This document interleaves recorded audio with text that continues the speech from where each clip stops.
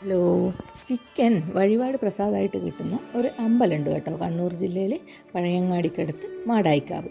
നമ്മളവിടെ അകപൂജ എന്നൊരു പൂജ കഴിച്ചു കഴിഞ്ഞാൽ നമുക്ക് കിട്ടുന്ന പ്രസാദമാണ് ഈ കാണുന്ന വീഡിയോയിലുള്ളത്.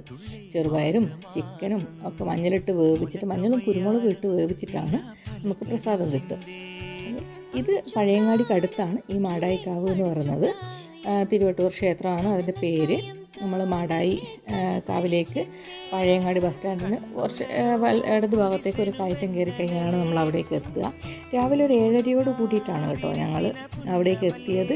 അവിടെ പോയ സമയത്ത് ഞങ്ങൾ അന്വേഷിച്ച സമയത്ത് 7:30, 8 മണി, 9 മണിക്കുള്ളിൽ നമുക്ക് ഈ ഒരു ഇത് കഴിപ്പിക്കാം. ചൊവ്വയും വെള്ളിയൊക്കെയാണ് ഈ പൂജ കഴിപ്പിക്കുന്നതാണ് ഞാൻ മനസ്സിലാക്കിയത്. എന്തെങ്കിലും തെറ്റുണ്ടെങ്കിൽ തിരുത്തി തരണം. 9 മണിയോട് കൂടിയിട്ട് പ്രസാദം കിട്ടും. പക്ഷേ ഇത് എടുത്തിട്ട് വീണ്ടും അമ്പലത്തിനകത്തേക്ക് കയറാൻ പാടില്ല. ഞങ്ങൾ തൊഴുത് പുറത്തിറങ്ങി കാത്തു നിന്ന ശേഷമാണ് നമുക്ക് ആ ഒരു പ്രസാദം കിട്ടിയത്. അതിൻ്റെ തൊട്ടടുത്തൊരു വടുകുന്ത ശിവക്ഷേത്രമുണ്ട്.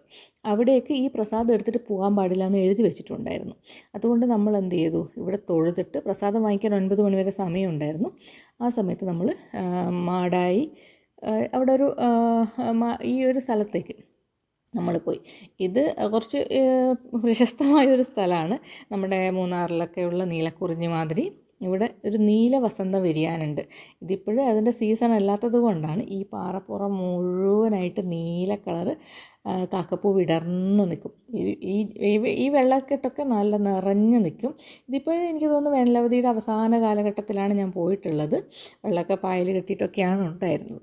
മാടായിക്കാവിൽ തൊഴുന്നവർ അവിടുന്ന് കുറച്ചപ്പുറത്തുള്ള വടുകുന്ന ശിവക്ഷേത്രത്തിലും കൂടി പോകും. മറ്റൊരു വീഡിയോ അതിനെപ്പറ്റി പറയാം. താങ്ക്